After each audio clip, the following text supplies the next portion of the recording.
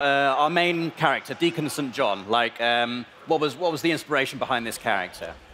Well, a few things. He's broken. So you saw from a couple of trailers that we've released that he's lost someone and it's scarred him in a way. And it's like Jeff would like to say, everybody loses people, in these kinds of end of the world scenarios. So what's particular about Deacon though is that he was an ex-member of an outlaw motorcycle club.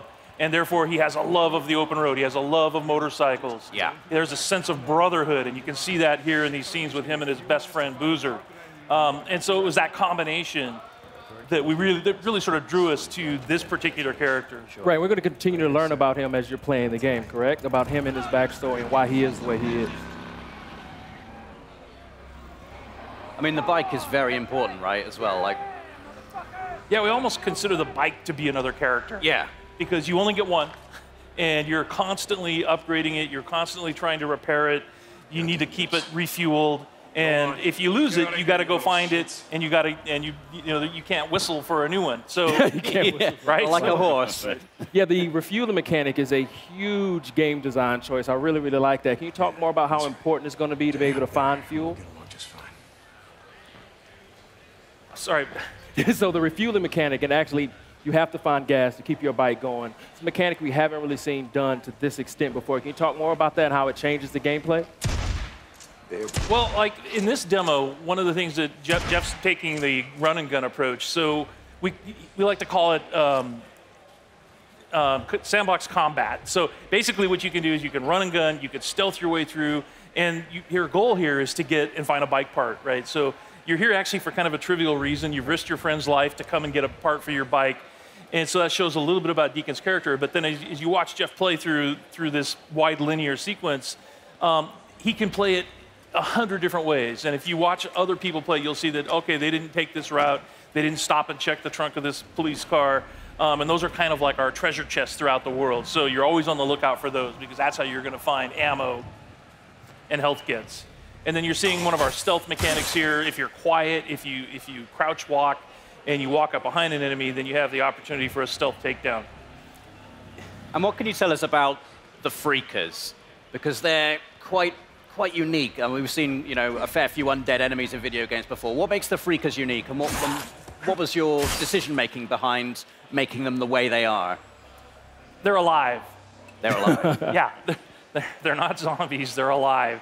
And so that sounds trivial, but it's not, because it basically means we have a full day-night cycle in the game. Right. And they have things that they do. There's an ecosystem, and they have to eat, they have to drink, they have to hibernate. And so you will find them, like in this scenario, you'll see that there's some nests, and Freakers build nests for reasons you discover while you're playing the game. And then you can take those nest zones out in order to free up fast travel routes. So it becomes part of the metagame. But Freakers are evolving. They're living creatures who have been affected by this virus.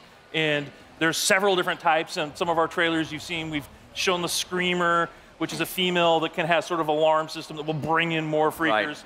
We have the infected bear, so it infects animals. In our last trailer, we showed mountain lion and the crows. Right, so you have so it's just it's a wide variety of challenges for the player. And like we said, the world comes for you, and that's part of it.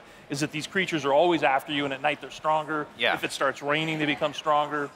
But I've seen in previous trailers Deacon actually utilizing the Freakers as a weapon against his enemy as well. So you can actually use them to your advantage as well as the environment itself. Yeah, absolutely. We call it the Freakosystem. So in this scenario, there's not a lot of chance for that. But if he were fighting Marauders or Rippers, then he could find a nearby swarm. It's an open world, so you can just explore. You can find other tools like a swarm or a Freaker bear, and you can bring them into an enemy camp and watch the sort of mayhem that happens. I guess you've got to be careful though. You don't get kind of sucked into it. Yeah. I like this gun, you guys. So you have melee combat and you have gun combat. Can you talk about how you designed and balanced for both? It's like so many different scenarios require the player to determine how they want to play it, right? So that's why we have like this full set of stealth mechanics. We have a full set of weapons that you can upgrade, and in order to do that, you have to go to the human encampment. So there's survivor encampments in the world, the only places in the world where it's safe. and you have to do jobs and missions with them in order to earn trust. And then once you earn trust, the merchants there will sell you things. Ah, I like that. And then they, it's like, and if you want to upgrade your shotgun, or you want to upgrade, or you want to buy a silencer for it, then you have to have enough trust at that encampment in order to do that. Boozer, you there? I found the part. I'm heading Nope, out got the bike part. Rippers! Rippers! No, no, no! Ah! Oh! Ah, shit! He's So not having a good time. this is the inside of the Crazy Willie's truck stop, and that's one of the other things we wanted to point out is that it's full open world, but there's a lot of exploration in the game. All of the building interiors are accessible. There's no load times to get in and outside of a building or to go between regions. This is in the Belknap Wilderness, and the whole area is just completely explorable. And then these are the Rippers that I mentioned earlier. So these are one of the cults in the game. Tats are dead symbols of a dead man. Dead symbols of the lost. Get off me! Bitches! Biker Man! You must be brought low, biker man. For you are lost, and we are found. Oh yeah, that's gonna hurt.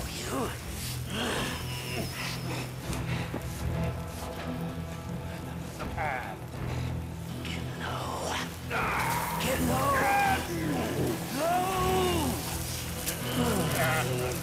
So you can see they're not very friendly. No. You've talked about having freedom in terms of how you approach missions. So you can approach them stealthily. You can go in all guns blazing if you want to. What kind of freedom do you have in terms of the mission structure, in terms of the story? Do you get to make story choices in the game, or is it like sort of like a linear narrative path you're going to be taking?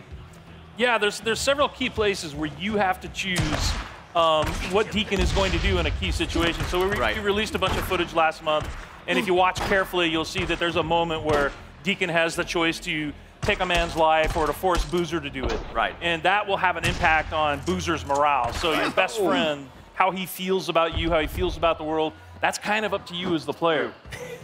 Awesome. Did you just die? Yeah, Hey, we just wanted to prove that that was our scripted. You're keeping it real. Is that really what just happened? We wanted to prove that it was real. That was. And you will die in this game. Yeah. Yes, you will die lots. All right, so you tried doing sort of a stealthy approach, and now you're just going to go in with a shotgun and blow them away. Ooh, get that headshot. Or baseball bat, that works. Yeah. Can you tell us anything about what has happened in the world? Why are we in this post-apocalyptic situation? Like, are you able to reveal like kind of what has happened, what has led to this transition? Yeah, it's one of those things that we really want the player to sort of learn as they go. So there are answers, Right. but you have to explore. There's a, we've introduced this group called NERO, which is our National Emergency Response Organization. They're out in the world. They have these MMUs that you're trying to break into in order to get medical supplies. They're part of the story. And, obviously Deacon has lost somebody. We saw that in a trailer. That's part of the story.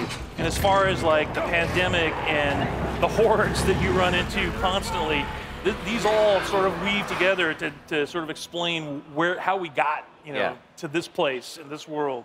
Cool. And we're really excited to have players get into the world and just sort of explore and let us know what they think. I mean, it's looking fantastic. I can't wait to just get around on the bike. The bike looks like really, really cool. Like, how far can you upgrade the bike? How far does it go? Like, I couldn't hear. Sorry. How far can you upgrade the bike? How many parts do you think there are? There's at least 20 categories of things you can upgrade. Right. They're all functional, plus all kinds of ways to tweak it visually. From a paint job to a custom skin theme, and all kinds of just visual, actual hardware upgrades. But a ton. You can really make it your own. Awesome. Well, John, Jeff, Chris, thank you so much for your time. Ramon, is there anything else you want to ask?